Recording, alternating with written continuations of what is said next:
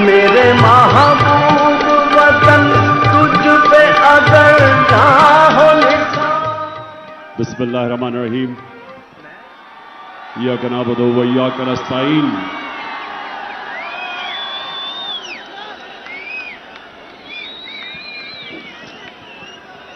मेरे पाकिस्तानियों,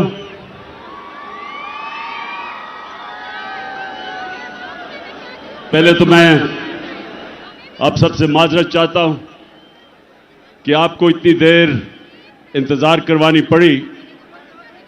उसकी वजह थी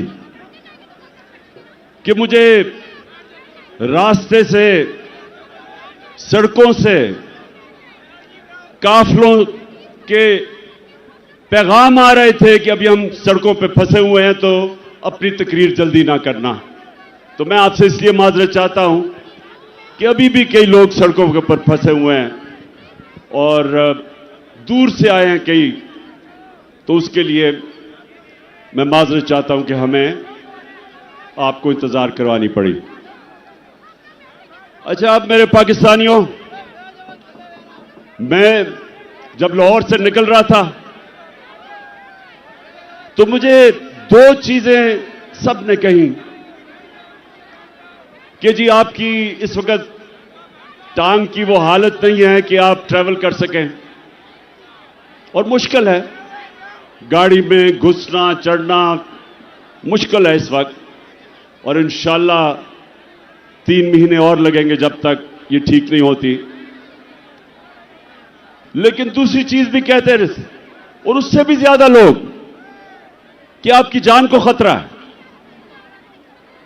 और वो लोग, वो 3 लोग, वो 3 मुजरिम जिन्होंने मुझे ये पूरी साजिश करके कत्ल करने की कोशिश की, वो अभी भी बड़े बड़े ओहदों पे बैठे हुए हैं। तो मुझे कहा गया कि वो फिर से वारदात करेंगे, तो आपको घर से नहीं निकलना चाहिए। पहली चीज कि इसमें कोई शक नहीं कि इस टांग के साथ सफर करना बड़ा मुश्किल था, लेकिन मैं इस दूसरी चीज पे खास तौर पे आज अपने नौजवानों को यह बताना चाहता हूं। देखें, मैंने मौत बड़े करीब से देखी। जब मेरी टांग पे गोलियां लगी और मैं गिर रहा था, तो जैसे ही गिर रहा था मेरे इधर से गोलियां निकली ऊपर, सर के ऊपर से। अगर गिरता ना तो वो लग जाती। लेकिन मैं जो अपनी कौम को, अपने नौजवानों को आज पैगाम देना चाहता हूं, देखें, अपने ईमान को मजबूत करें। ला इलाहा इल्लल्लाह का मतलब समझें। कोई नहीं है खुदा अल्लाह के सिवा। और जब आप दावा करते हैं कि मैं अल्लाह तेरे अलावा किसी के सामने नहीं झुकूंगा, तो आप जो अल्लाह ने आपको मेरे नबी सल्लल्लाहु अलैहि वसल्लम के जरिए अपना पैगाम भेजा कुरान में, तो उसमें वाज़े उसने लिखा हुआ है कि जब तक अल्लाह की मर्जी नहीं होगी तुम इस जमीन से नहीं जाओगे,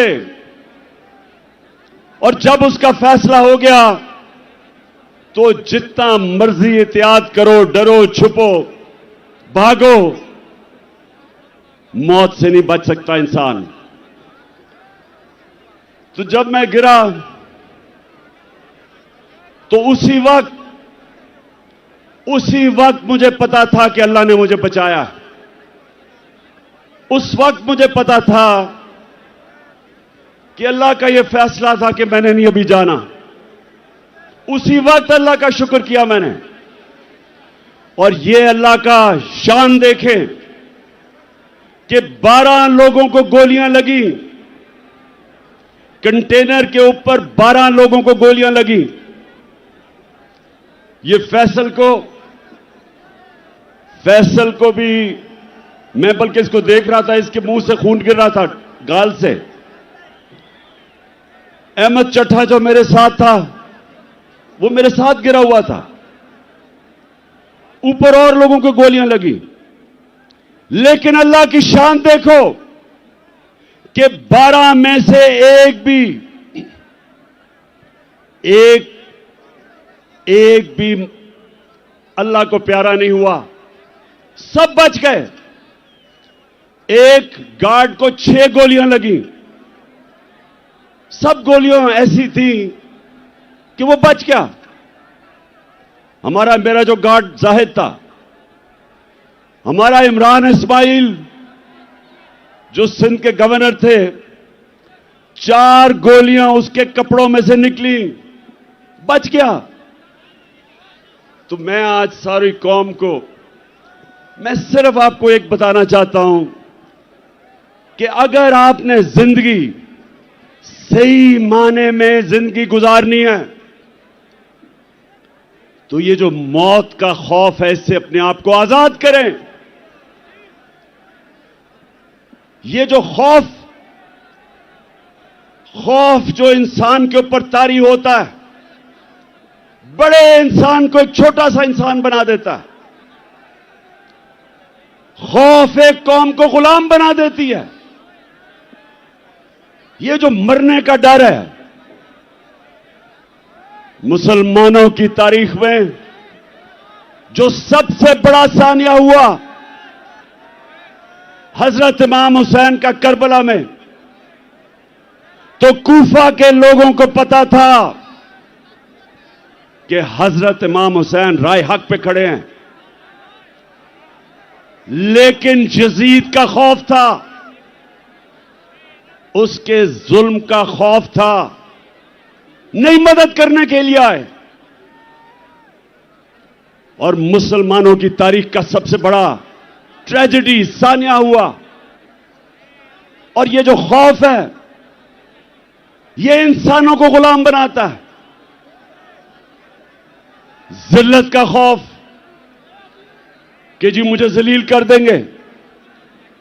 मुझे पिछले 7 महीने में, बल्कि मेरे 26 साल की सियासत में, कितनी इन्होंने कोशिश की मुझे जलील करने की, हर किस्म की किरदार कुशी की, कोई मौका नहीं छोड़ा कि किसी तरह इमरान खान को हम जलील करें, क्योंकि यह हमें चोर कहता है। और आज आप सब सामने, मेरे सामने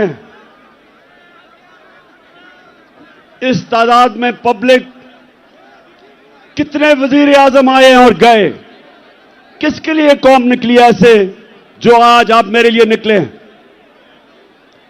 इससे क्या साबित होता है कि इज्जत अल्लाह के हाथ में है, कोई आपको जलील नहीं कर सकता। और खास तौर पे तीसरी चीज जो रिस्क, कितने ताकत में बैठे हुए लोग अपने नीचे जो तनख्वाहदार होते हैं उनसे गलत काम करवाते हैं, और वो गलत काम करते हैं अपनी नौकरियां बचाने के लिए, क्योंकि उनका ईमान नहीं कि अल्लाह के हाथ में रिस्क है। अल्लाह ने ये 3 चीजें इसलिए अपने पास रखी हैं कि वो आपको आजाद करना चाहता था। जो ला इलाहा इल्लल्लाह है, जब तक आपके दिल में इसका मतलब नहीं आएगा, ये आपको आजाद नहीं करेगा। और सिर्फ आजाद इंसान बड़े काम करते हैं, आजाद मुल्क ऊपर परवाज करते हैं। गुलाम सिर्फ अच्छी गुलामी करते हैं, गुलाम की परवाज नहीं होती, सिर्फ आजाद इंसानों की परवाज होती है। मैं इसलिए आया, मुझे मौत की तो फिक्र नहीं थी, फिक्र ये थी जो मेरी टांग का मसला है। ये इसने मुझे मुश्किलें डाली चढ़ने में उतरने में, लेकिन मैं आया इसलिए कि मेरे पाकिस्तानियों, आप आज एक डिफाइनिंग मोमेंट पे खड़े हो। आज आप क्रॉस रोड्स पे खड़े हो, फैसला कुन वक्त पे खड़े हो। आज आपके सामने दो रास्ते हैं। आज मेरी कौम, आपके सामने दो रास्ते हैं। जब नमाज में अल्लाह से हम कहते हैं कि अल्लाह, एक ही चीज मांगते हैं अल्लाह से 5 वक्त की नमाज में कि अल्लाह उनके रास्ते पे लगा जिनको तूने नेमतें बख्शी, उनके रास्ते पे ना लगा जो तबाही के रास्ते पे निकल गए। पाकिस्तानियों, आप भी उधर खड़े हैं। एक तरफ नेमतों का रास्ता है, आपकी अजमत का रास्ता है, दूसरी तरफ आपकी तबाही का रास्ता है, गुलामी का रास्ता है, जिल्लत का रास्ता है। मौलाना रूमी, उसने बड़ी एक ऐसी बात की जो मुझे कभी नहीं भूली। उसने कहा कि जब अल्लाह ने तुम्हें पर दिए उड़ने के लिए, क्यों चूंटियों की तरह जमीन पर रेंग रहे हो? पाकिस्तानियों, अल्लाह ने हमें पर दिए। हमारा मुस्तकबिल यह नहीं है कि हम चूंटियों की तरह रेंगे। जो ऊपर आए फैसला करे कि जी आज तो ये चोर हैं, उनके ऊपर एक्शन ले, गवर्नमेंट गिरा दे। अगले दिन फिर बंद कमरों में फैसला हो कि नहीं जी, मैं अब एनआरओ दे दिया इनको, ये मैं गंगा में नहा के पाक हो गए हैं, और फिर उनको निकाले कि जी चोर हैं, और फिर उनको एनआरओ दे दे। और कौम अगर इस चीज को, अगर हम इन चीजों को, इस जुल्म को, इस नाइंसाफी को अगर कौम तस्लीम करती है, तो वो कौम के अंदर और भेड़ बकरियों में, गाय भैंसों में कोई फर्क नहीं है। इंसान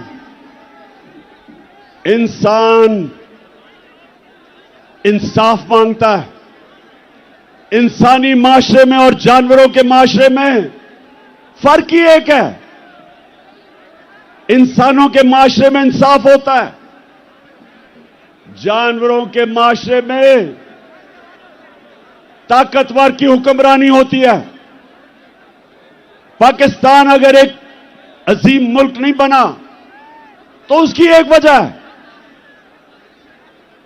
कि हमारे मुल्क में कभी भी कानून की हुक्मरानी नहीं आई, ताकत की हुक्मरानी, जंगल का कानून रहा है। और ये याद रखें, कभी कोई माशरा तरक्की नहीं कर सकता जिस माशरे के अंदर इंसाफ नहीं होता। मेरे नबी सल्लल्लाहु अलैहि वसल्लम ने मदीना की रियासत में, और याद रखें अल्लाह का हुक्म है कि मेरे हबीब की सुन्नत पे, उसकी शरीयत पे, उसके रास्ते पे चलो। क्यों अल्लाह ने हमें हुक्म दिया है? हमारी बेहतरी के लिए। जब इल्लामा इकबाल, जब उसने पाकिस्तान का तस्वर किया, तो इल्लामा इकबाल ने सोचा था कि हम एक माशरा खड़ा करेंगे मदीना के रियासत के असूलों के ऊपर। और इल्लामा इकबाल ने बताया कि जब भी मुसलमान माशरा खड़ा होता है, वो वापस उन असूलों पर जाता है, और जब तबाह होता है तो उन असूलों से पीछे हट जाता है। तो पाकिस्तानियों, जब उन्होंने मदीना की रियासत बनाई तो पहली चीज अदल और इंसाफ, कानून की हुक्मरानी, उसके ऊपर उस माशरे की बुनियाद रखी। मेरी बेटी भी अगर जुर्म करेगी तो सजा मिलेगी। उन्होंने फरमाया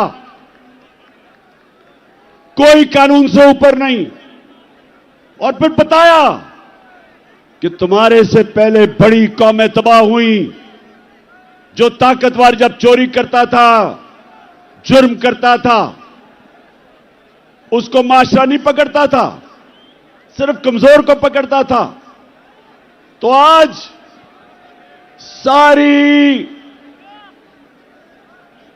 सारी दुनिया में आप चले जाएं, सारे गरीब मुल्क देख लें। मुझे मौका मिला दुनिया में गरीब तरीन मुल्क देखने का और अमीर तरीन। फर्क एक है, गरीब मुल्कों के अंदर इंसाफ नहीं।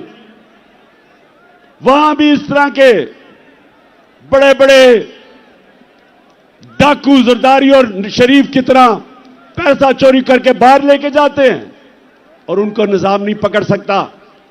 वहां भी सिर्फ छोटा चोर जेल में जाता है।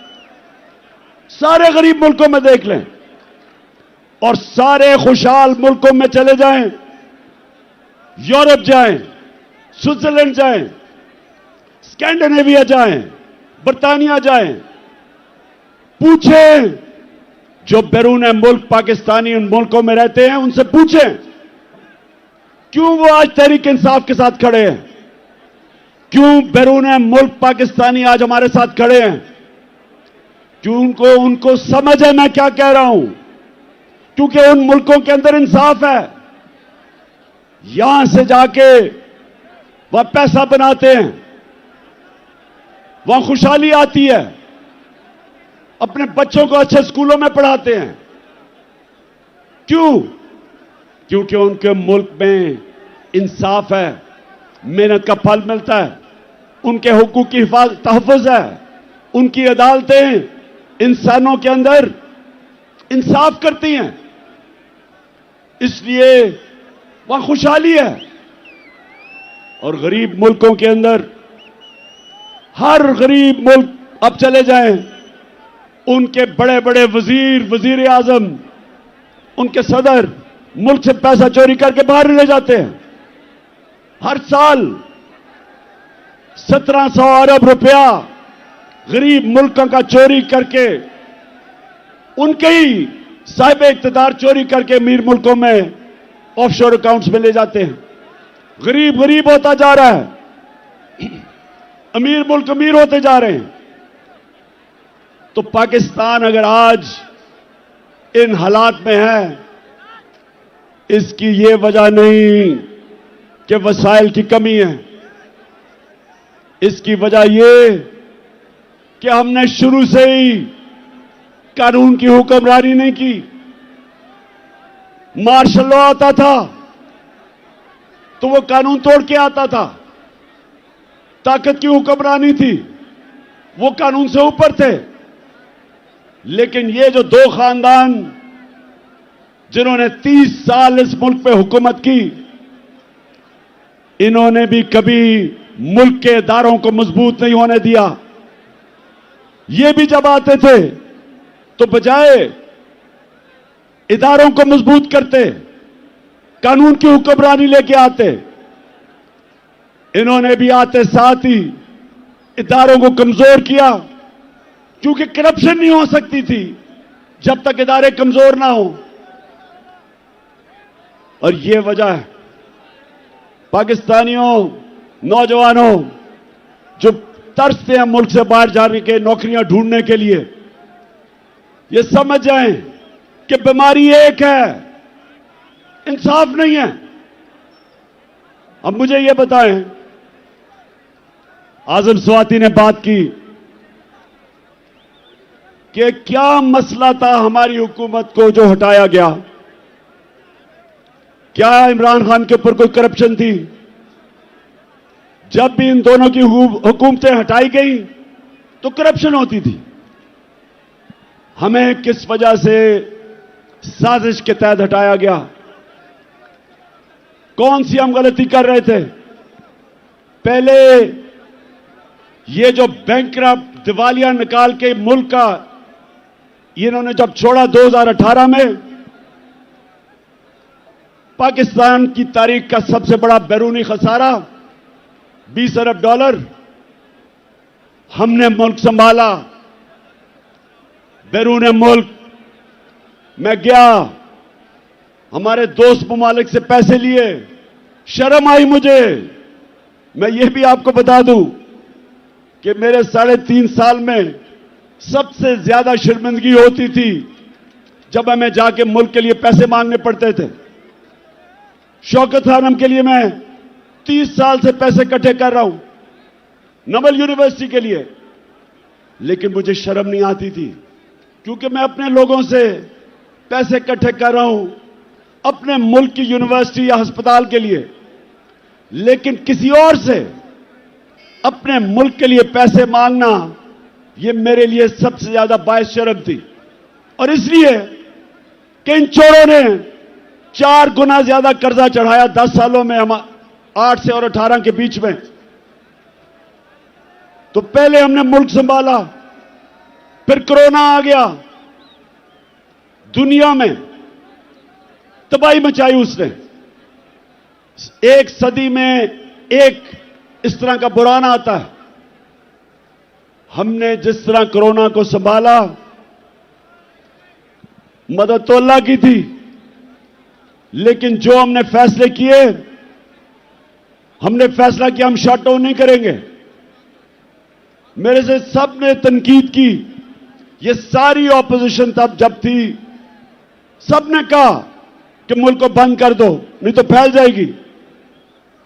मैंने सबको कहा, एक सवाल पूछा, मैंने कहा मुझे एक जवाब दो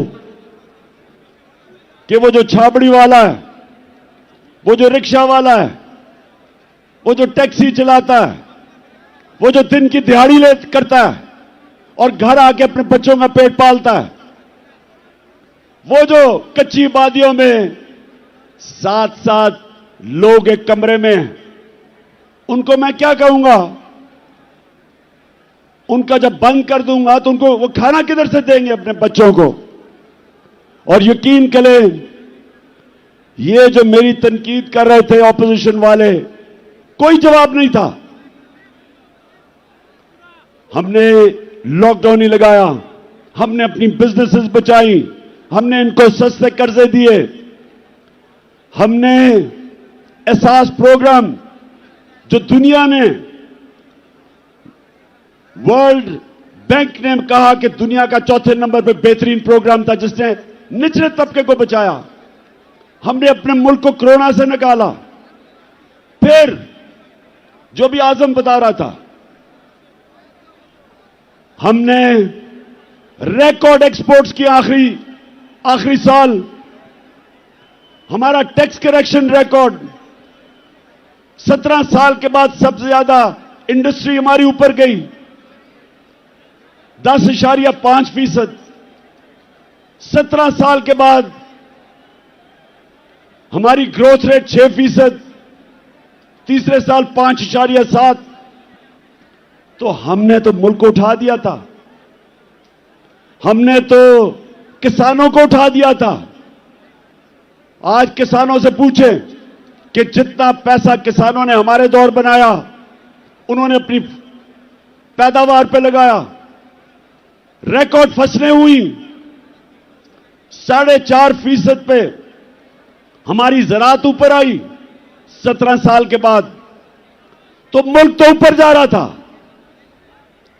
हमने हेल्थ कार्ड लेके आए, पहली दफा पाकिस्तान की तारीख में एक हुकूमत ने आम आदमी का सोचा कि हर घराने के पास 10 लाख इंश्योरेंस हो, किसी भी अस्पताल में जाके गरीब खानदान इलाज करवा सके। पहली दफा गरीबों ने प्राइवेट हॉस्पिटलों में इलाज करवाए अपने हेल्थ कार्ड की वजह से। और हमने 50 साल के बाद पाकिस्तान में डैम्स बनानी शुरू की, 3 बड़ी डैम्स बनाई, बन रही हैं, अब पता नहीं उनके क्या हालात हैं। पहली पाकिस्तान की जमात जिसने मौसम की तब्दीली के ऊपर काम किया, 10 अरब दरख्त उगाने का प्रोजेक्ट किया। तो मैं ये सवाल पूछता हूं आज कि क्या हमने जुर्म किया था कि बैरूनी साजिश के साथ मिलकर हमारी हुकूमत गिराई? और मैं एक जगह फेल हुआ हूं, मैं 3.5 साल में एक जगह फेल हुआ हूं। मैं ताकतवर को कानून के नीचे नहीं ला सका। जिन लोगों ने इस मुल्क को लूटा था, जिनके ऊपर करप्शन के केसेस थे, मैंने बड़ी कोशिश की, लेकिन नैब मेरे नीचे नहीं थी, वो एस्टेब्लिशमेंट के नीचे थी। नैब वाले मुझे कहते थे कि जी केस सारे तैयार हैं, लेकिन हुक्म नहीं आ रहा। जिनके पास कंट्रोल था वो हुक्म नहीं दे रहे थे। वो इन चोरों से बजाय इनको जेलों में डालने के डीलें कर रहे थे। मैंने हर मीटिंग के अंदर यह बात की कि जनाब, जब तक आप ताकतवर को कानून के नीचे नहीं लेके आएंगे, बड़े बड़े डाकुओं का एहतसाब नहीं करेंगे, या करप्शन खत्म नहीं होने लगी। तो मुझे बार बार जवाब आता था कि इमरान साहब, आप इकोनॉमी के ऊपर तवज्जो दें, इसको भूल जाएं, एहतसाब को। मुझे यह कहा क्या कई दफा कि अच्छा जी इनको छोड़े, एनआरओ दे दें, इनको नैब के अंदर कानून बदल दें। ये भी जिनके पास ताकत थी, मुझे अफसोस से कहना पड़ता है कि वो करप्शन को बुरा नहीं समझते थे। उनके लिए करप्शन, और करप्शन क्या होती है? चोरी तो होती है जो आपके घर में चोरी, आपका टेलीफोन चोरी हो गया। करप्शन होती है जो मुल्क के खजाना के ऊपर डाका होता है, जो मुल्क को नुकसान पहुंचाती है, वो करप्शन है। और वो करप्शन जिनके पास ताकत थी उनको ये बुरी नहीं लगती थी। और आपने देख ही लिया कि क्योंकि बुरी नहीं लगती थी तो ये सारे चोरों का टोला ऊपर बैठा दिया। अगर साजिश नहीं भी की थी तो इनका रास्ता नहीं रोका, इनको आने दिया। वो लोग जो बाहर भागे हुए थे, जिनके ऊपर अरबों अरबों रुपए के करप्शन के केसेस थे, बारी बारी इन सबको एनआरओ दिया गया। पहला एनआरओ जनरल मुशर्रफ ने दिया। 4 गुना हमारा कर्जा बढ़ा उस एनआरओ की वजह से। ये वापस आए, दोनों हाथों से इन्होंने मुल्क लूटा। और फिर अब कि एक हुकूमत जो चल रही थी उसको गिराया। और इन्होंने किया क्या? अच्छा, पहले तो मैं एक चीज वाज़ेह कर दूं कि बार बार हम सुनते हैं कि जी ये साइफर एक ड्रामा था। हम ये सुनते हैं कि जी ये तो साइफर थी कोई चीज नहीं, ये कोई एक फेक बयानिया बनाया गया। मैं आज जो भी ये सारे कह रहे हैं, और ये सब वो कह रहे हैं जो साजिश का हिस्सा थे, मैं इनसे पूछता हूं कि क्या नेशनल सिक्योरिटी काउंसिल के अंदर असद मजीद का साइफर जो डोनाल्ड लू से उसकी गुफ्तगू थी, क्या नेशनल सिक्योरिटी काउंसिल में यह रखी नहीं गई? और क्या इसमें यह नहीं लिखा हुआ था कि वो डोनाल्ड लू इसको कह रहा है असद मजीद को कि इमरान खान को अगर आप नहीं हटाओगे तो तुम्हारे मुल्क को मुश्किलात का सामना करना पड़ेगा। और अगर तुमने इसको हटा दिया तो हम सब कुछ माफ कर देंगे। क्या यह साइफर के अंदर नहीं था जो नेशनल सिक्योरिटी काउंसिल में आया सामने?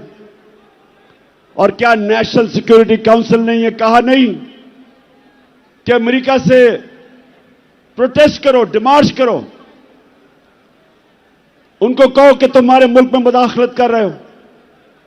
तो जब यह सारा सच है, यह कहना कि जनाब ये कोई ड्रामा था, ये मुल्क की तौहीन है, ये इमरान खान की तौहीन नहीं है।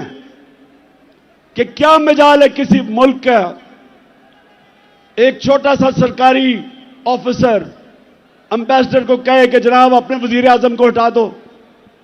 कभी सुना यह होता हुआ? मैंने कभी नहीं सुना, क्योंकि किसी की जरूरत नहीं है करने की। और फिर अब मैं आपको बताऊं कि जब से ये इंपोर्टेड हुकूमत आई है, मुल्क से हुआ क्या है? जब जुल्मो सितम के कोहे गरा रूई की तरह उड़ जाएंगे हम महकूमों के पांव तले। ये धरती धड़ धड़ धड़केगी और अहले हुक्म के सहरुख पे जब बिजली कड़कड़ कड़केगी हम देखेंगे लाजिम है कि हम भी देखेंगे। अच्छा जी, अब जरा ये थोड़ा सा आपके सामने मैं अदाद और शुमार लेके आ रहा हूं कि किधर पाकिस्तान था मार्च में जब अदम एतमाद की इन्होंने टेबल किया असेंबली में, और किधर आज है। 7 महीने में जो पाकिस्तान हुआ, जो इससे हुआ, वो मैं आपके सामने रखता हूं। फिर से मैं आपको बता दूं कि 5.7 2021 में पाकिस्तान बढ़ रहा था आगे, और 6% 22 में बढ़ा था। 17 साल के बाद ये पाकिस्तान सबसे तेजी से हमारी इकॉनमी आगे बढ़ रही थी। हमारा जो ज़राअत थे 4.4%, वो भी 17 साल में सबसे ज्यादा। इंडस्ट्री 10.7% और लार्ज स्केल मैन्युफैक्चरिंग 7.2, ये भी 17 साल में सबसे ज्यादा। हमारी एक्सपोर्ट्स 32 अरब रिकॉर्ड, रिमिटेंसेस 31 अरब रिकॉर्ड, हमारे टैक्स 6,1500 अरब रुपया ऑल टाइम रिकॉर्ड। और जो महंगाई थी हमारे दौर पे, जिसको कहते हैं कंज्यूमर प्राइस इंडेक्स सीपीआई, वो 12.2 था, और सेंसिटिव प्राइस इंडेक्स जो महंगाई थी वो 14% थी। अब जब से ये आए हैं, इनकी एसपीआई हमारे दौर में थी 14%, इनके दौर में गई है 45%। 50 साल में सबसे ज्यादा महंगाई 7 महीने में हुई है। और जो सीपीआई है वो 27%, हमारे दौर में 12% थी। और फिर पेट्रोल, आटा, घी, दाल, बिजली, सबकी 100% कीमत बढ़ चुकी है। महंगाई जो आज आम आदमी को सबसे ज्यादा तकलीफ दे रही है, वो सबसे ज्यादा 50 साल में इनके दौर में बढ़ी है। रुपया 178 रुपया था डॉलर जब अदम एतमाद हुआ, आज 240 रुपए। आज ये जरा सुनते जाएं कि जिन्होंने ये मुल्क में ये चोरों को लेके आए, इन्होंने किया क्या है पाकिस्तान से। मैं सिर्फ इसलिए कह रहा हूं कि ये तारीख याद रखें कि ये जो हुआ है हमारे मुल्क से, इन्होंने जो ज़राअत तेजी से बढ़ रही थी, ज़राअत के अंदर गन्ना 9% कम, चावल 40% कम हुए हैं, कपास 25% कम, और इस वक्त जो हमारी बेरोजगारी है वो 22.5% बढ़ चुकी है। फिर जो सबसे खौफनाक चीज कि आज जो बाहर की दुनिया है उसके मुताबिक पाकिस्तान अपने कर्जे क्या वापस कर सकता है, उसकी रिस्क क्या है, आज 100% से ज्यादा बढ़ गई है। जब हम गए थे तो 5% थी। तो आज बैरूनी दुनिया ने, मार्केट्स ने पाकिस्तान के ऊपर अदम एतमाद किया। 88% पाकिस्तान के जो इन्वेस्टर हैं वो समझते हैं कि हुकूमत के ऊपर उनको कोई एतमाद नहीं। तो मैं फिर से पूछता हूं कि माइशत नीचे, हमारी जमहूरियत ऑपोजिशन ही खत्म हो गई। जो हमारा लोटा था वो ऑपोजिशन लीडर बन गया, वो नून के टिकट पे लड़ेगा तो असेंबली भी खत्म। हमारे मुल्क के अंदर जो इदारे हैं, FIA के ऊपर इन्होंने अपना आदमी बिठा के सारे केसेस माफ करवा लिए और उनके ऊपर जुल्म किया, जो कि जिन्होंने इन्वेस्टिगेशन की थी। तो अब कब FIA खड़ी होगी किसी ताकतवर के सामने? नैब में अपना आदमी बिठाया, अपने केसेस माफ। इदारे जो मुल्क की बुनियाद होते हैं वो कमजोर। सबसे ज्यादा जुल्म किया मुल्क की अखलाकियात पे और रूल ऑफ लॉ पे कि इन्होंने आते साथ ही अपने सारे केसेस माफ करवाने शुरू कर दिए। तो मुल्क में क्या पैगाम दिया कि जो जेलों में लोग भरे हुए हैं उनकी सिर्फ जुर्म यह है कि वो गरीब हैं। ताकतवर सारे बड़े बड़े डाकू बचते जा रहे हैं। मुझे यह बताएं कि उस मुल्क का अब क्या मुस्तकबिल होगा। मैंने जो आज आपको सबको यहां बुलाया, मेरा मकसद आपको यह समझाना है कि हम दो रास्ते पे खड़े हो गए हैं। हम अगर अब चुप करके इस जुल्म और नाइंसाफी को तस्लीम करेंगे, आगे तबाही है। क्योंकि मेरे नबी सल्लल्लाहु अलैहि वसल्लम ने पहले कह दिया था कि जब ताकतवर को एक मुल्क का निजाम, इंसाफ का निजाम नहीं पकड़ता और सिर्फ कमजोरों को पकड़ता, तबाह हो जाता है वो मुल्क। तो तबाही के सामने ये देखें कि रूल ऑफ लॉ तो आज खत्म हो गया ना पाकिस्तान में, और फिर जो अखलाकियात का कत्ल हुआ,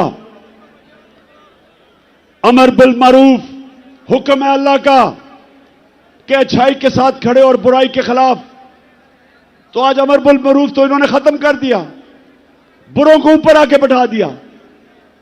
तो मैंने आपके सामने सिर्फ ये चीजें इसलिए रखी कि आपको सबको अंदाजा हो कि एक हुकूमत जो चल रही थी, जिधर उम्मीद थी लोगों को, नौजवानों को, उस हुकूमत को हटा के इन चोरों के टोलों को ऊपर बैठा दिया। और उसके बाद इन्होंने क्या किया? इन्होंने हमारे ऊपर जिस तरह का जुल्म किया, 25 मई को हमारे सारे इंसानी हकूक, फंडामेंटल राइट्स, उसकी खिलाफ वर्जी की। लोगों के घरों में घुस घुस के ना औरतें देखी, ना बच्चे देखे, ना चादर, ना चार दीवारी, घुस के लोगों के घरों पे उठाया, मारा, धमकियां दी, कई जेल में 11 साल के बच्चे को पकड़ के जेल में ले गए। और मैं अभी मिला मेजर साहब से, मेजर साजिद बुखारी को भी मुझे वो और उनका बेटा मिलने आया। कहता हमारे घर में 3 बजे एकदम बाहर से दरवाजा तोड़ने की कोशिश हुई और कहता अंदर आने हमें धमकियां दी और अंदर कहते दरवाजा खोलो। उसने कहा मैंने उनको कहा है कि पहले वारंट दिखाओ, कौन हो तुम? उसके बीवी बच्चे थे, उसको क्या पता कि 3 बजे कौन आदमी आ रहा है? उसे क्या पता वो कौन था? और उसने अपने सेल्फ डिफेंस में जब फायर किया तो कहता इन्होंने मुझे और मेरे बेटे पे जो पुलिस में तशद्दुद किया, वो बेटा जिसका कसूर ही नहीं था, कहता मैंने तस्लीम किया कि मैंने गोली मारी है। उसके बावजूद 5 महीने मेरे बेटे को इन्होंने जेल में जो तशद्दुद किया, उससे जो जुल्म किया, वो कहता बेटा मुझे कहता मैं हमेशा के लिए बदल गया हूं। हमारी 70 साला पीटीआई की खातून उसको रात के 3 बजे उठा के जेल में ले गए। मैं सवाल पूछता हूं, जिनकी जिम्मेदारी है हमारे फंडामेंटल राइट्स की हिफाजत करना, सोए हुए थे, किसी ने कुछ नहीं किया। उसके बाद जो मजीद और जुल्म हुआ, जब एक खास आदमी इस्लामाबाद आया जिसको मैं डर्टी हैरी कहता हूं, उसने जो जुल्म शुरू किया, उसके दौर में जो जुल्म हुआ, सहाफियों को धमकियां, उनको मार रहे हैं, एयाज अमीर जैसे दानश्वर को, समी इब्राहिम, इमरान रियाज मुल्क से बाहर चला गया, साबिर शाकर, मोहित पीरजादा, और फिर जो अरशद शरीफ से किया, ये कभी पाकिस्तान में हमने ऐसा नहीं देखा। जुल्म किया, डराया धमकाया। कसूर उनका क्या था कि वो इमरान खान का मौकफ मीडिया के ऊपर लेके आ रहे थे। खौफ फैलाया गया कि और कोई ना कुछ करे, बाकी लोग डरे। मीडिया हाउसेस बंद किए, उनको धमकियां दी, सोशल मीडिया के बच्चों को पकड़ा, उनको घर से उठा के ले जाते थे, मार फेंटा लगा के घर वापस ले आए। नदीम गुजरांवाला से मुझे नौजवान मिला, कहता मुझे घर से उठा के ले गए, मुझे नंगा किया, तशद्दुद किया और कहा कि अगर तुमने आगे से कोई भी इमरान खान के लिए तुमने कोई सोशल मीडिया पे लिखा तो तुम्हें मिसिंग पर्सन कर देंगे। और फिर जो इन्होंने शहबाज गिल को पकड़ के मारा, नंगा किया, तशद्दुद किया, आजम स्वाति ने खुद अपनी दास्तान बताई जो उन्होंने उससे किया। और अरशद शरीफ का कि सबको पता है कि अरशद शरीफ क्यों मुल्क छोड़ के गया था, कौन धमकियां दे रहा था, और फिर उसे कत्ल करवाया, शहीद किया उसे। और मैं अपनी तो बात नहीं करता, मुझे वो मुजम्मिल लड़का याद है जो उस शूटर के पीछे गया था 3 बच्चों के साथ, वो वजीराबाद के जलसे में आया था, उसको जिस तरह कत्ल किया, उसको उस शूटर ने नहीं गोली मारी। मैं अब सबके सामने मौजम शहीद, उसको उसने गोली नहीं मारी। अब जो तफ्तीश हो रही है, उसको गोली और तरफ से आई, और वो जो उसको गोली मार रहे थे वो असल में वो शूटर के लिए थी। 3 बंदूक वाले थे वहां, एक वो जिसने हमारे पे फायर किए, एक वो जिसने सामने से गोलियां चलाई जो हमारे ऊपर से निकल गई, और एक ये जिसने इसको कत्ल करना था, जिस तरह लियाकत अली खान को जिसने कत्ल किया था उसको वही मारा गया ताकि वो बोले ना, तो रास्ते में बेचारा मौजम आ गया। और मैं आज अभी आपके सामने ये 2 वीडियो चलाना चाहता हूं। मैं चाहता हूं ये जरा गौर से देखें, क्योंकि मुझे पता था, मैं अब जो अपनी बात कर रहा हूं, मुझे पता था ये 3 लोगों ने प्रोग्राम बनाया मुझे मारने का।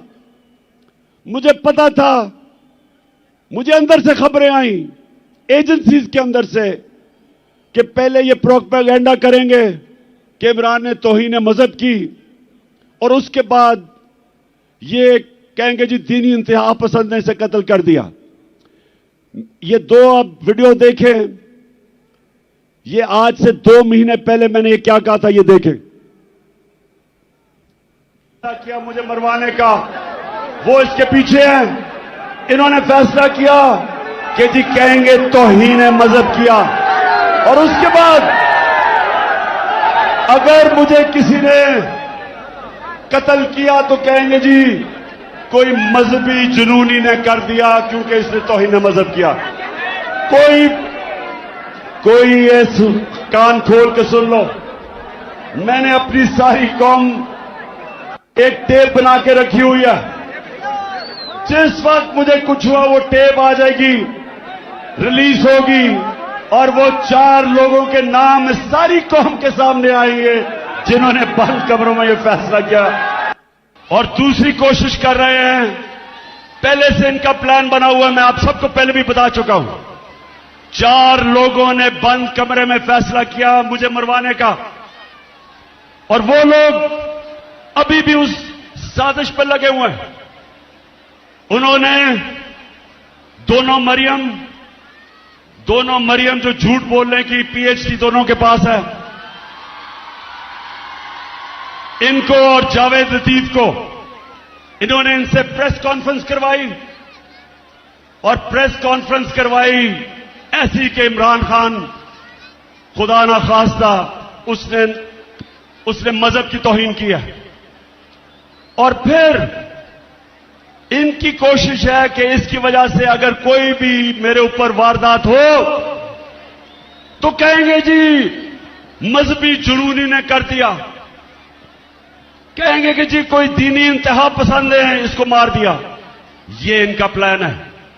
लेकिन मैं आज आप सबको कह रहा हूं, सारे पाकिस्तान में मैं फिर रहा हूं, मुझे अपनी जान से ज्यादा मुझे पाकिस्तान की आजादी की फिक्र है। मैं आजाद देखना चाहता हूं। जी, तो मैं ये आपको आज इसलिए दिखाई कि प्लान का मुझे पहले पता था। क्यों करना चाहते थे? क्योंकि इन्होंने समझा था कि जब तहरीक इंसाफ की हुकूमत गिराई थी तो एकदम लोग भूल जाएंगे, पार्टी टूट जाएगी। इनके ज़हन में भी नहीं था कि एक बाशऊर पाकिस्तानी पब्लिक बजाय तहरीक इंसाफ को भूलने के लिए उस कौम हमारे साथ आके खड़ी हो गई। और जितने जितने इनकी शक्लें देखते रहे इन चोरों की, और ज्यादा लोग हमारे साथ आ गए। और फिर जो इन्होंने माइशत की तबाही की, उससे और मजबूत हो गई पार्टी। और उसके बाद जो इलेक्शन हुए, सारे इलेक्शनों में लोगों ने बार बार पैगाम दिया कि इन्होंने ये इंपोर्टेड हुकूमत उनके लिए मंजूर नहीं है। बार बार कौम ने पैगाम दिया, लेकिन बजाय अवाम की आवाज सुनने के हमारे ऊपर तशद्दुद शुरू हो गया। यानी वो पाकिस्तान की सबसे बड़ी जो सियासी जमात, उसको हर किस्म का हरबा इस्तेमाल किया गया, हमें डराने, धमकाने, तोड़ने, तशद्दुद करने पे। मैं आपको बताऊं, 50 साल से पाकिस्तान कौम मुझे जानती है। 50 साल से मुझे जानती है पाकिस्तानी कौम। मैंने कभी इस तरह नहीं मुझे एहसास हुआ अपने मुल्क में रहते हुए कि पिछले 7 महीने में मुझे ऐसे लगा कि मैं शायद कोई मुल्क दुश्मन हूं या मैं कोई मुजरिम हूं। जिस तरह इन्होंने मेरे ऊपर एफआईआर काटी, मेरे ऊपर इन्होंने दहशतगर्दी का केस लिया है, मुझे पकड़ने आए, अवाम खड़ी हो गई। इन्होंने जिस तरह मेरे कारकुनों के ऊपर केसेस बनाए, इन्होंने पूरा जोर लगाया इलेक्शन में हराने का। इलेक्शन कमीशन साथ मिला हुआ था, एस्टेब्लिशमेंट इनके साथ थी। उसके बावजूद अवाम ने फिर से पैगाम दिया। दूसरी दफा जब बाय इलेक्शन हुए, अवाम ने पैगाम दिया कि वो हमारे साथ इन चोरों के साथ नहीं है। लेकिन मुझे अफसोस से कहना पड़ता है, मुझे अफसोस से कहना पड़ता है कि हमारे इदारे क्यों नहीं पुरानी गलतियों से सीखते। एक मुल्क और एक इंसान, एक इदारा तरक्की तब करता है जब अपनी गलतियों से सीखे। ईस्ट पाकिस्तान में क्या हुआ था मुझे याद है। मैं वो आखिरी हमारा जहाज आया था ढाका से, हम मैच खेलने गए थे अंडर 19 का। उसके बाद मिलिट्री ऑपरेशन शुरू हो गया था। मुझे तो वो याद है कि ढाका में क्या तासुर था लोगों का। हमने उनसे इंसाफ नहीं किया। पाकिस्तान की सबसे बड़ी जमात से इंसाफ नहीं किया। हमने जोर से ताकत को इस्तेमाल करते हुए अपनी मनमानी की, मुल्क टूट गया। और हमने सीखा नहीं कि आज जो एक वाहिद पाकिस्तान की सबसे बड़ी सियासी जमात, फेडरल पार्टी, जो सारे पाकिस्तान को इकट्ठा रख सकती है, उसके ऊपर यह हरबे इस्तेमाल किए जा रहे हैं। हर मौका इस्तेमाल किया हमें कमजोर करने का। सबको, मीडिया हाउसेस को धमकियां दी गई कि हमें ना दिखाया जाए। ये जलसे के ऊपर जितनी हमें मुश्किलात पड़ी, कभी हमें हमारी अपनी पुलिस ना सुने। पंजाब में हमारी हुकूमत है, पुलिस बेबस हुई है, हमारे साथ ताउन ना करे, कभी सुना है? मैंने जब अपनी एफआईआर कटवाने की कोशिश की, मुझे तो पता था वो 3 कौन है, मुझे तो पहले पता था। पंजाब में हमारी हुकूमत होते हुए मुल्क का एक्स प्राइम मिनिस्टर, सबसे बड़ी पार्टी का सरबराह, मैं अपनी एफआईआर नहीं कटवा सका। पुलिस वाला कहता जी मुझे हटा के किसी और को बिठा दे, मैं नहीं साइन कर सकता। इतना खौफ है, इतना ताकतवर का खौफ है यहां। मेरे पाकिस्तानियों, ये मेरी सुनने बात, जिसकी वजह से आज मैं आपके पास पहुंचा हूं, और आसान नहीं था फिर भी इस टांग के साथ पहुंचना। लेकिन मैं आपको एक बात बताना चाहता हूं। देखिए, जब तक इस मुल्क के अंदर ताकतवर कानून के नीचे नहीं आएगा, जब तक इदारे जो आईन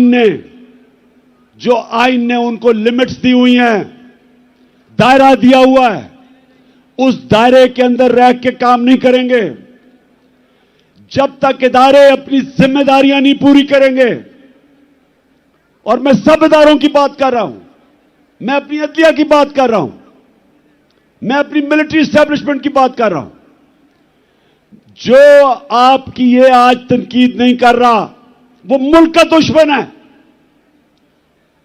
मेरा पाकिस्तान है और मेरी फौज है। मैं चाहता हूं कि मेरे मुल्क की एक मजबूत डिफेंस हो। मैं गुलामी बार बार कहता हूं कि गुलामी से बेहतर मौत है। और अगर आपकी फौज मजबूत नहीं होगी, आपकी अगर फौज मजबूत नहीं होगी, तो मुसलमान दुनिया में देख लें क्या हालात है मुसलमान मुल्कों के आज। हमें तो फख्र है कि सारे मुसलमान मुल्कों में हमारी सबसे ताकतवर फौज है। तो जब मैं तनकीद करता हूं अपने इदारों की, अपनी अदलिया की, मैं वो पाकिस्तानी हूं जिसका जीना मरना पाकिस्तान में है। मैंने वो नहीं हूं जो अपने कारोबार और हुकूमत का सीजन लगाने के लिए पाकिस्तान आ जाते हैं, या पैसा पूसा लूट के फिर बाहर भाग जाते हैं। सारा टब्बर बाहर बैठा हुआ है, अरबों अरबों रुपए की प्रॉपर्टीज में बैठा हुआ है। जब इनको मुश्किलें पड़ियां बाहर भाग जाते हैं। यह गैर मुल्की कब्जा ग्रुप है, यह सियासतदान नहीं है। मेरा जीना मरना इस मुल्क में है। मैं वो पाकिस्तानी हूं जो 20 साल बाहर रहा, क्रिकेट खेलने की वजह से बाहर अपना वक्त गुजारा। मेरा एक दफा कभी नहीं सोचा कि मेरा कोई घर है पाकिस्तान के अलावा। कभी मैंने तस्वीर नहीं किया था कि मैं कोई और पासपोर्ट ले लूं, क्योंकि मुझे हमेशा पता था कि यह मुल्क है जिधर मैं खुददारी से पढ़ सकता हूं। और मैं ये चाहता हूं कि यह मुल्क हकीकी तौर पे आजाद हो, ताकि अपने ये मुकाम पे पहुंचे। मैं अपने आखिरी खून के तप्पे कतरे तक इस मुल्क के लिए लड़ूंगा। पहुंचा फिर से तू अड़ जा, फिर से तू डट जा, फिर से वो बल्ला घुमा।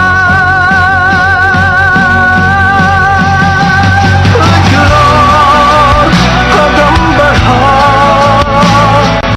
फिर से वो लम्हा दोहरा जब जीत के आया था, फिर से वतन को जिता। एक और कदम बढ़ा, फिर से वो लम्हा दोहरा जब जीत के आया था, फिर से वतन को जिता। इंशाअल्लाह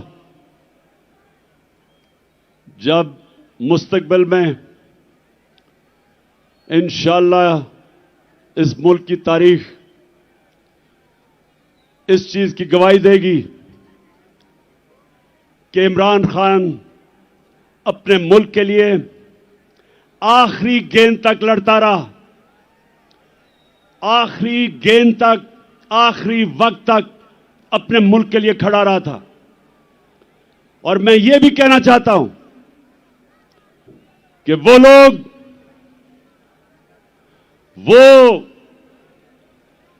जिसने अपने अहसासों में बड़ा इजाफा किया और इंसानी हुकूक, पाकिस्तान की अवाम के हुकूक को रोंदा, पैरों के नीचे रोंदा, तारीख उसकी तरफ भी देख रही है। तारीख लिख रही है कि उसने मुल्क से क्या किया, क्या उसने इस मुल्क का फायदा कराया, नुकसान कराया, यह सारा तारीख लिख रही है। और मेरे पाकिस्तानियों, मैं फिर से आपको आखिर में अपनी बात अभी खत्म करने लगा हूं कि करना क्या आगे। मैं फिर से आखिर में एक चीज आपको कहना चाहता हूं कि गुलाम कौम का कोई मुस्तकबिल नहीं है, और आजादी कोई प्लेट में रख के नहीं देता। आजादी के लिए लड़ना पड़ता है। जंजीरें गिर नहीं जाती, तोड़नी पड़ती हैं। आजादी कोई देता नहीं, छीननी पड़ती है। मैं अपनी कौम को आज कहता हूं कि आजाद आप कब होंगे? जब एक आम आदमी देहात में उसको ये थाना कचहरी पटवारी इस मुसीबतों से वो निकले, जिस मुल्क के जब इंसाफ होगा तो थाना कचहरी पटवारी की सियासत खत्म हो जाएगी। जब इंसाफ होगा तो कब्जा ग्रुप खत्म हो जाएंगे। क्यों नहीं यूरोप में कब्जा ग्रुप, क्यों नहीं बर्तानिया में कब्जा ग्रुप, क्यों नहीं अमेरिका में? क्योंकि वहां कानून है। कानून कमजोर की हिफाजत करता है।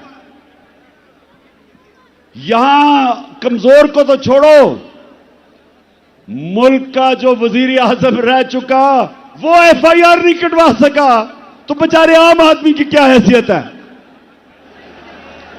जो आजम पार्टी से हुआ है? मुल्क का सेनेटर 74 साल का आदमी, और क्या उसका जुर्म था कि जी उसने एक ट्वीट कर दी। पता नहीं कौन इस मुल्क का फिरौन था कि जुर्रत हुई कि जी ट्वीट कर दी, उसको नंगा करके तशद्दुद किया। किसी मुहज़्ज़ब माशरे में मेरे पाकिस्तानियों ये नहीं होता, क्योंकि हुकूक होते हैं, इंसाफ होता है। हजरत उमर के दौर में एक शहजादा मुसलमान होता है, खाना काबा का तवाफ हो रहा होता है, एक गुलाम का पैर शहजादे के कपड़े पे आ जाता है। शहजादा जोर से मारता है उस गुलाम को कि तुम्हारी जुर्रत। वो गुलाम चला जाता है हजरत उमर के पास।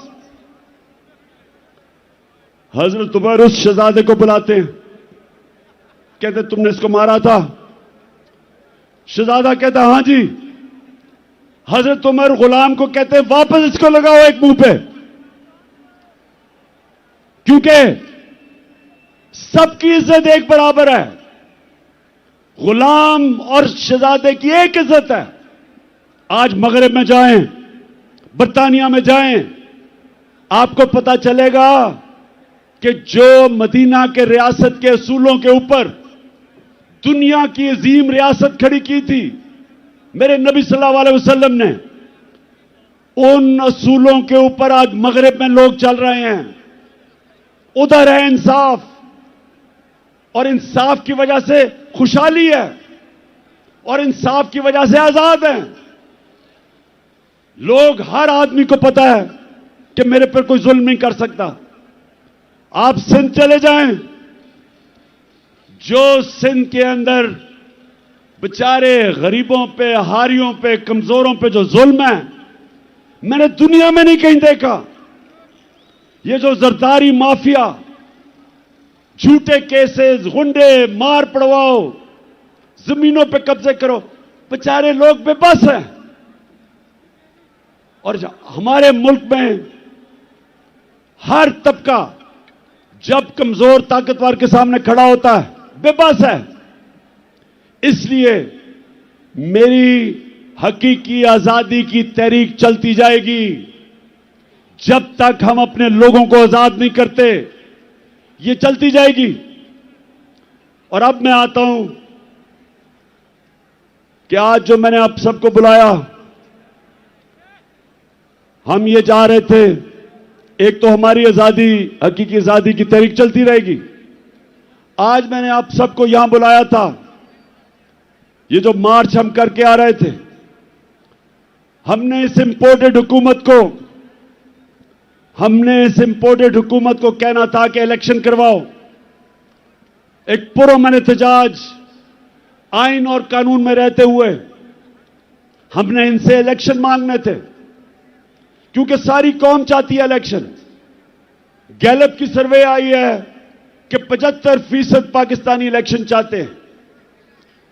और जिस तरह हमारी मायशत तेजी से गिर रही है, सिवाय इलेक्शन करवा के एक स्टेबल गवर्नमेंट आए, जब तक सियासी इस्तेकाम नहीं आएगा, तो माशी इस्तेकाम तो आने ही नहीं लगा। तो इसलिए हम यहां आए थे कि इस हुकूमत पर प्रेशर डालें और इदारों पे प्रेशर डालें कि वो अपना रोल अदा करें कि इस वक्त जिधर पाकिस्तान खड़ा है, इलेक्शन के अलावा तो कोई रास्ता ही नहीं है। और इनको भी पता है, ये जो चोरों का टोला ऊपर बैठा है, इनको पता है कि इलेक्शन के अलावा ये अब मुल्क मजीद दलदल में फंसता जा रहा है। लेकिन मसला कुछ और है। वो जो लंदन में बैठा हुआ, जो वहां से बैठ के फैसले करता है, एक मुजरिम, वो डरा हुआ है।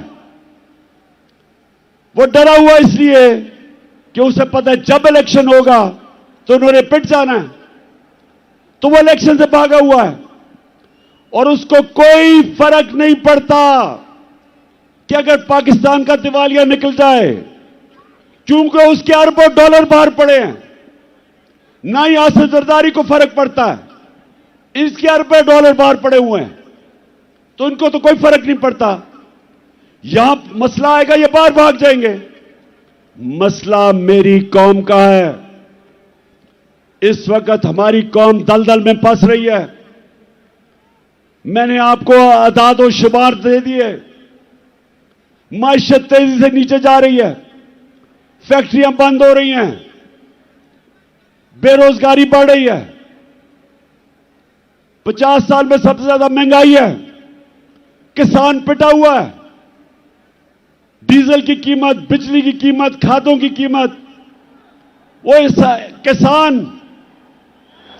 किसान गुजारा ही नहीं कर सकता, उसकी पैदावार गिर रही है, कर्जे बढ़ते जा रहे हैं, रेमिटेंसेस गिर रही हैं, बाहर से जो पाकिस्तानी पैसे भेजते हैं वो कम हो रहे हैं, एक्सपोर्ट्स गिर रही हैं। और जब इंडस्ट्री बंद हो रही है तो सवाल यह है कि इनके पास रोड मैप क्या है? कोई रोड मैप नहीं है। मैं आज यहां इसलिए इनके ऊपर प्रेशर डालने आया था, इनको यह बताने के लिए कि आपके पास कोई रास्ता नहीं है सिवाय इलेक्शंस का।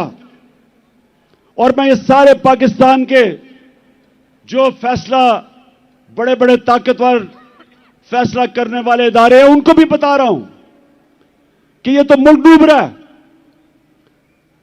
ये मुल्क अगर डिफॉल्ट की तरफ चला गया तो हमारे पास तो वो हालात हो जाएंगे कि जब आपकी इकोनॉमिक सिक्योरिटी गिरती है तो मुल्क की नेशनल सिक्योरिटी नीचे चली जाती है। इकोनॉमिक सिक्योरिटी जब सोवियत यूनियन की गिरी तो मुल्क टूट गया, सोवियत यूनियन टूट गया। तो हम तो आज उधर जा रहे हैं। तो मैं ये अपनी इलेक्शन या पॉलिटिक्स के लिए नहीं आया। इलेक्शन तो इंशाल्लाह जब 9 महीने के बाद भी होंगे, जीतना तो हमने है। ये तो आप कभी जीत ही नहीं सकते।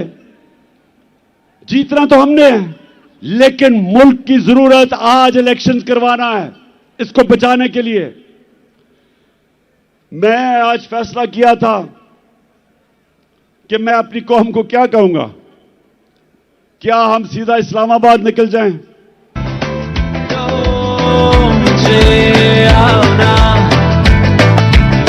लड़ो मुझे, मेरे दिल में देखो आग, मुझको दिखता अपना ख्वाब, तुमको लगता हूं मैं क्या ना।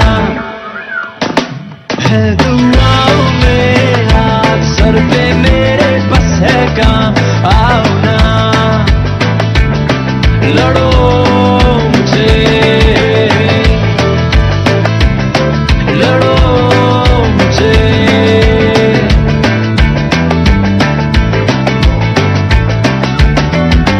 सारी बातें सुन बैठा, जो कहना था कह दिया, लफ्जों से डरता था कभी, शिकवा खुद से कुछ नहीं लगता मुझको। इस्लामाबाद कभी भी जो अवाम का समुंदर है, लोग तो अभी भी सड़कों के ऊपर फंसे हुए हैं। एक हमने फैसला करना है इस्लामाबाद जाना, तो मैं आपको यकीन दिलाता हूं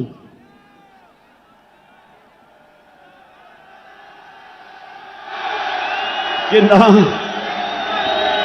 ये बर्दाश्त कर सकते हैं।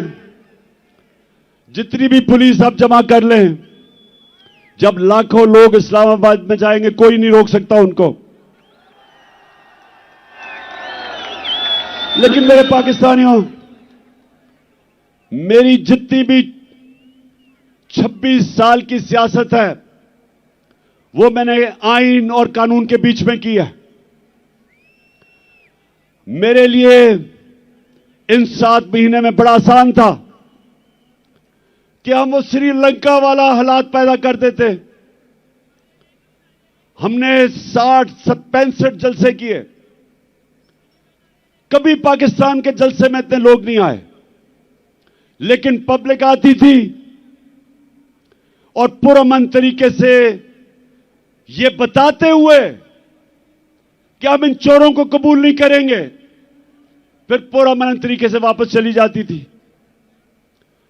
मेरी पूरी कोशिश रही कि मैं किसी किस्म का इंतशार अपने मुल्क में ना पैदा करूं,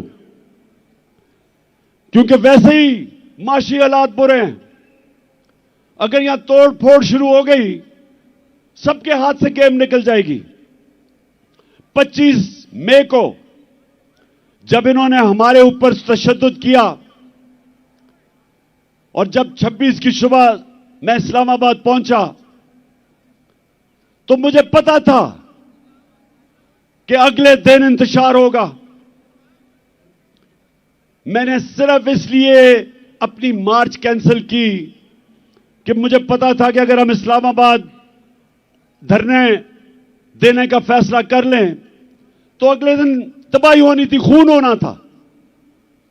इसलिए मैंने वो मार्च कैंसिल की। आज मैं इसलिए फैसला कर रहा हूं कि वहां नहीं जाना, क्योंकि मुझे पता है तबाही मचेगी, नुकसान मेरे मुल्क को होगा। लेकिन जो मैंने फैसला किया अब ये कि हमने अब इस निजाम का हिस्सा नहीं रहना। मैं अपनी सारी चीफ मिनिस्टर्स, अपनी पार्लियामेंट्री पार्टी से अब मिलूंगा और हमने फैसला किया है कि हम सारी असेंबलियों से निकलने लगे हैं।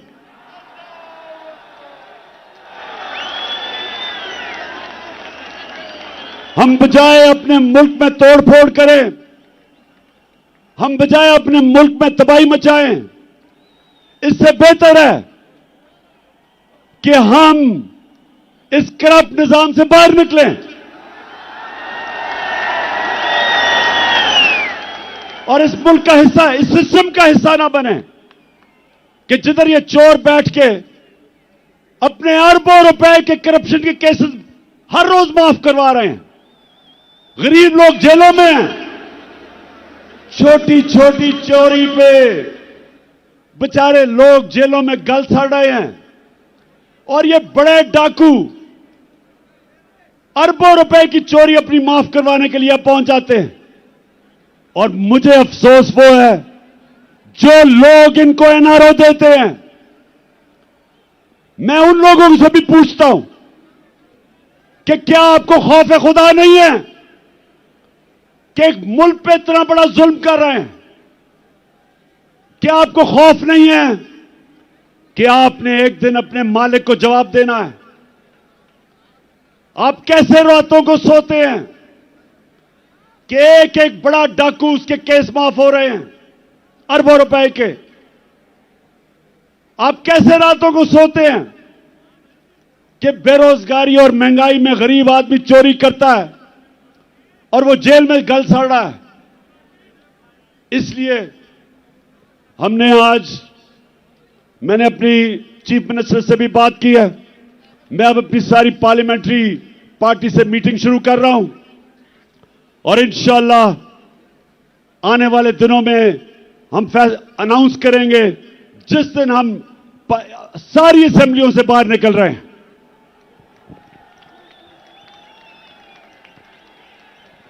आखिर में मैं आप सबका शुक्रिया अदा करता हूं, जिस तादाद में आप यहां आए, जितनी मुश्किलों से आप आए, मैं आपका शुक्रिया अदा करता हूं। आपने मेरी हौसला अफजाई की, आपका शुक्रिया अदा करता हूं।